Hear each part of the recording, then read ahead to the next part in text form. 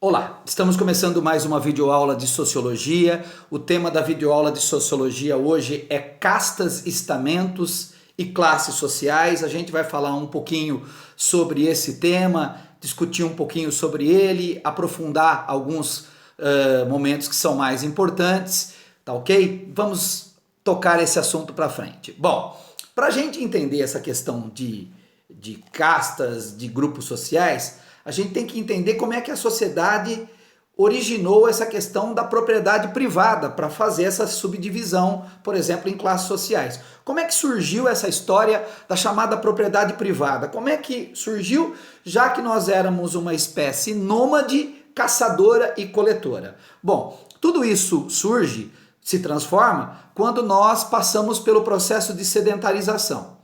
Há 10 mil anos atrás, nós éramos caçadores e coletores e nos tornamos seres sedentários, ou seja, fixamos residência por conta do desenvolvimento da agricultura e depois também da pecuária. Quando nós nos sedentarizamos, nós temos que levar em consideração que nos lugares onde nós paramos para desenvolver a agricultura e a pecuária, nós estávamos sujeitos a várias condições para que essa produção pudesse ser maior ou menor. Então vamos citar alguns exemplos. Se eu estivesse fazendo a minha produção próximo a um rio, né, onde eu tenho água constante, um solo fértil, a minha produção seria X. Se eu estivesse fazendo no meio do continente, no interior do continente, eu estaria sujeito a chuvas. Então, se eu não tenho as chuvas, eu tenho uma diminuição da minha produção agrícola. Eu também estaria sujeito à questão da fertilidade do solo, né? Se eu estou num lugar que o solo é mais fértil, a produção é X. Se eu estou num lugar que o solo é menos fértil, a produção já é Y. Então, por esse motivo, a produção ela tinha as suas alterações, ligado tanto a questões climáticas como a questões ali de solo e etc. Bom, acontece que quando um grupo humano percebia que a sua produção caía, ele iria roubar de outro grupo humano para não passar fome. Então o que acontece? Como começou a haver essa questão de roubo de um grupo para com o outro, surgiu então o chamado guardião dos alimentos, que era aquele que guardava a propriedade para que um outro grupo não invadisse, para que essa propriedade não fosse roubada, para que a produção agrícola não fosse roubada. Quando você tem esse lugar sendo guardado, quando você tem esse lugar sendo protegido, você tem o surgimento de uma coisa chamada propriedade privada. Olha, esse espaço é delimitado, tem alguém que responde por ele, não quer que ele seja invadido, então esse espaço tem dono. Então surge então a propriedade privada. Isso vai acontecer, gente, ali entre 5 mil e 4 mil anos antes de Cristo, e surge e ocorre o surgimento de uma ordem.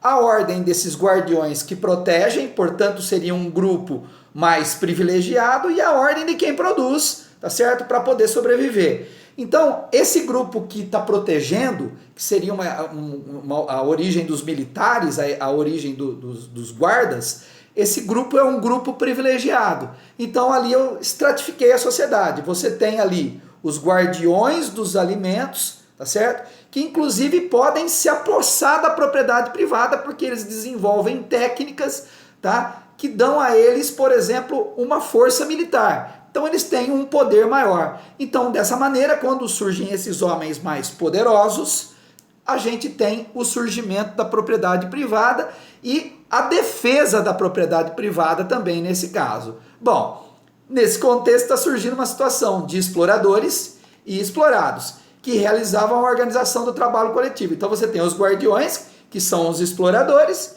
tá? E os explorados, que são as pessoas que vão estar produzindo isso aí. Então a sociedade está se estratificando, a sociedade está se dividindo. Há então o surgimento de tribos exploradoras e de exploradas, tá? E isso vai dar origem a uma discussão que tem até hoje, que é o chamado etnocentrismo.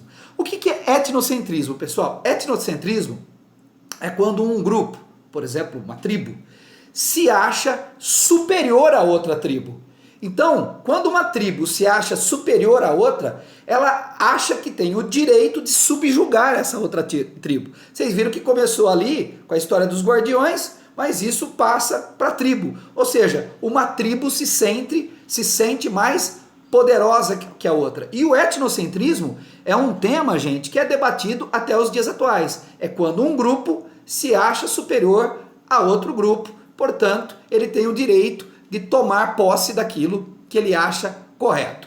Bom, surge então uma sociedade estratificada, com o processo de evolução da sociedade. Surge uma sociedade estratificada, surge uma sociedade hierarquizada, tá certo?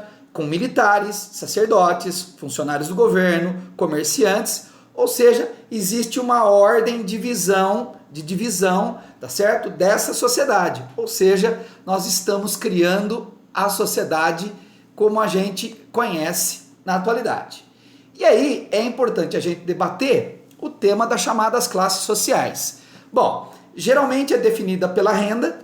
A classe social tem uma coisa muito interessante, ela tem uma coisa muito peculiar. Quando você analisa uma classe social, você não leva em consideração o grau de intelectualidade das pessoas. Você leva em consideração a renda dessa pessoa. Então você pode ter uma pessoa que é pouco escolarizada, mas que é muito rica, então ela pertence a uma elite. E você tem gente muito escolarizada, mas que não tem renda, que pertence a um grupo bem mais pobre, tá? Um grupo bem mais inferior nesse sentido. Então, não é pelo grau de cultura, e sim pelo grau de renda que a gente define uma classe social. Então, as classes sociais são definidas por renda. É óbvio que quanto mais alta a classe social, mais ela quer se informar. Isso também tem a sua lógica, mas ela tem que ser importante. Bom, na visão marxista, né, desse tema, nós temos aí a visão do chamado materialismo histórico no conceito da chamada luta de classes. O que significa isso? Que as classes estão se degladiando. E somente através da violência, numa visão marxista, é que a gente iria conseguir tirar essa renda da elite. Ou seja, seria a transformação da sociedade. Vamos lembrar da base como é que isso acontece? Seria a formação do chamado Estado proletário. O proletariado se levanta, pega em armas, faz uma revolução, tira aquilo que a burguesia conquistou, tira as propriedades que a burguesia conquistou e faz a redistribuição disso através do socialismo, né? Lembrando que nós falamos de socialismo em marxismo e depois falamos em comunismo, que é a evolução do socialismo. Mas seria através dessa guerra que a gente faria essa revolução, ou seja, a revolução do chamado proletariado. Tudo bem, gente? Weber já tem uma visão um pouco diferente. Weber dividiu de uma forma diferente. Como que Weber dividiu? Weber dizia que para haver isso, tá certo? Deveria, para que essa divisão fosse acertada, deveria haver uma ordem através da escolha de partidos políticos. Então você cria os partidos políticos têm as suas ideologias, você entra nesse partido político e o partido político disputa isso de maneira democrática, diferente do que pensava o pensamento marxista. Então seria de uma forma democrática através de um sistema democrático. Então o combate, segundo Weber, aconteceria de uma forma democrática, onde você escolhe um partido que tem uma determinada ideologia, e ao escolher esse partido que tem uma determinada ideologia, você entra nele e disputa as eleições e vê se o seu partido, com aquela ideologia, vence de maneira democrática o embate das suas ideias, tá certo? Bom, quando a gente olha as classes elas são identificadas pela posse de bens, rendimentos financeiros e pela capacidade de consumo. Então as classes elas estão divididas segundo essas condições, né? Essas condições que formam as classes, tá? Quando você pega os estamentos, tá? Os estamentos, o estamento já vem de uma outra forma, é definido pelo prestígio social de seus membros e o seu poder e influência em determinados campos de atividade. Isso segundo Weber destaca, né, no seu pensamento. Ou seja, quando eu olho, por exemplo, um padre, ele estaria encaixado nisso aí, ou seja, ele estaria dentro dessa estratificação por ser padre, ou seja, isso lhe dá o prestígio. Ser padre lhe dá o prestígio dentro dessa, só um minutinho, dentro dessa estratificação. Tudo bem, gente? Deixa eu virar a câmera aqui, deixa eu virar o esquema aqui, tudo bem? Bom, de novo em Weber, né, uma forma que você vai conseguir isso de forma bem bacana é através dos chamados partidos políticos. Tudo bem, gente? Partidos políticos. A consciência de classe e de estamento.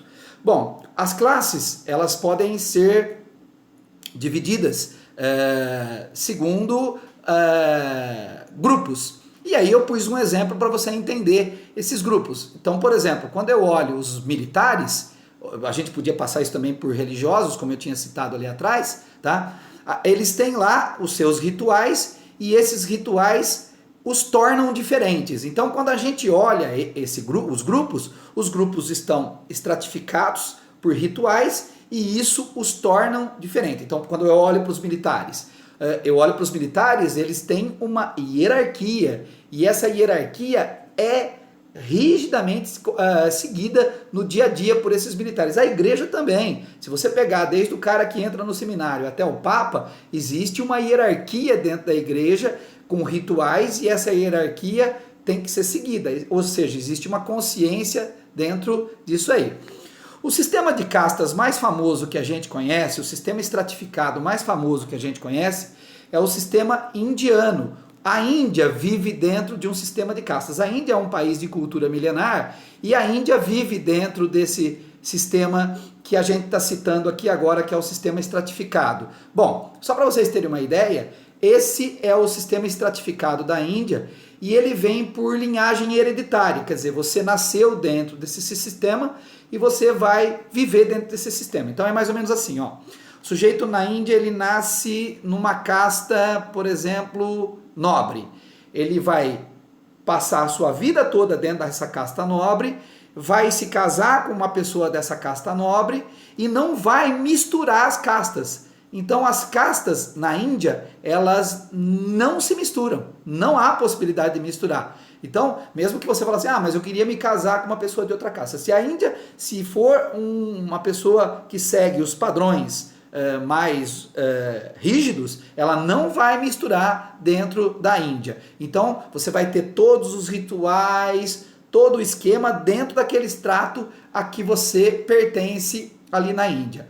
O problema de viver fechado dentro desses grupos, né, e obviamente se achar um grupo superior, é que se você pegar, por exemplo, a imagem que eu estou colocando aqui, que é a imagem do Muro das Lamentações em Israel, você está vendo aqui os judeus, né? É que os judeus, por exemplo, só para citar como exemplo, eles se intitulam o povo escolhido por Deus. Então, no mundo, Deus escolheu um povo. Qual povo? O povo judeu. Esse tema é um tema complexo, porque há nessa fala há um tom de superioridade. E aí o resto ficaria todo para baixo. Isso pode motivar grupos racistas a baterem de frente com essas populações. Tudo bem, gente? Há essa possibilidade. E para a gente ir fechando, né, os princípios que nós temos aí da submissão e da autoridade que vão dar norte para tudo que nós falamos aqui. Eles podem ser princípios racionais, eles podem ser princípios tradicionais ou eles podem ser princípios afetivos que seguem tudo isso que a gente está falando. Os motivos racionais. Então, por exemplo, é quando eu vejo a dominação calçada num estatuto legal. Por exemplo, um cientista, ele é dono do saber. Então, eu, de forma racional, entendo que aquele indivíduo que trabalha dentro da área da ciência, ele é um indivíduo realmente que pertence a um grupo, inclusive com um grupo de superioridade, porque ele é um cientista, ele estudou para estar naquele grupo. Por isso, um sentido de racionalidade ao interpretar aquele sujeito com um ar de superioridade.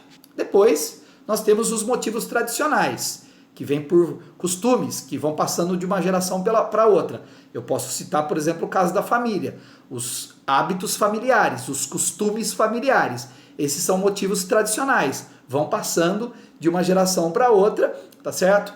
E as famílias fazem questão de manter essas tradições familiares. A gente pode falar várias delas. E, por último, nós temos os motivos afetivos, que por sinal está bem na moda, que é quando exerce uma dominação carismática, porque há um líder e esse líder ele tem um poder carismático inacreditável e as pessoas vão seguir esse líder. Esse tema está super na moda de ter um motivo afetivo para seguir a uma pessoa dentro de uma dominação.